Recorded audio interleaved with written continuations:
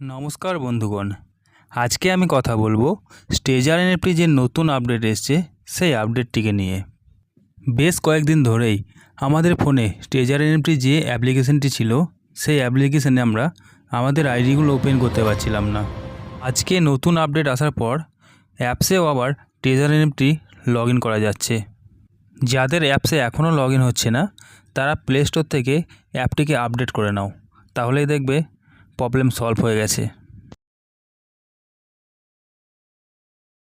দেখো, আগে পুরনো অ্যাপসে কিন্তু এখানে স্টেজার এনএফটি দেখাতো, এখন এখানে স্টেজার ফান দেখাচ্ছে।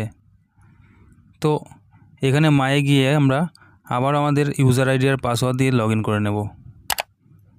দেখো, লগ ইন করার পর সেই একই দেখাচ্ছে, সবই কিন্তু সেই পুরনো আগের মতো এসছে আবারও। এখানে দেখুন, আগে যেমন ছিল ঠিক তেমনই আছে, শুধুমাত্র এখানে টিএফটি টোকনের একটা ওয়ালেট অ্যাড হয়েছে নতুন করে, তাছাড়া কোনো কিছু পরিবর্তন নেই। যেমন ছিল আগে সে ঠিক সেরকমই আছে। এখানেও অ্যাসেটেও সে একই দেখাচ্ছে, শুধুমাত্র টোকনটা আলাদা করে দেখাচ্ছে। কিন্তু আমাদের ওয়ালেট ব্যালেন্সটা দেখাচ্ছে না, আগের যে ব্যালেন্স ছিল ওয়ালেটে সেই ব্যালেন্সটা দেখাচ্ছে না। সেই ব্যালেন্সটা কোথায় দেখাবে, এর জন্য আপনাদের স্টেকে গিয়ে কালেকশানে ক্লিক করলে দেখতে পাবেন। এখানে দেখুন, আমার ওয়ালেটে ছিল $4445, সেটাকে আমাকে 2000 করে দুটো এনএফটি দিয়েছে আর একটা $445 এনএফটি দিয়েছে।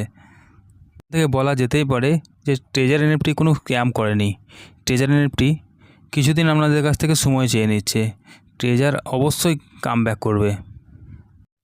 দেখুন, এখানে আমার যে পুরনো টিম ছিল সেই টিমটাও এখানে শো করবে।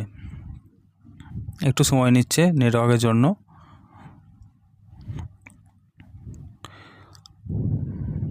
দেখুন, আমার এখানে টিমটাও কিন্তু শো করে গেছে। তো ব্যাস, ট্রেজার এনএফটির সঙ্গে থাকুন, একটু অপেক্ষা করুন।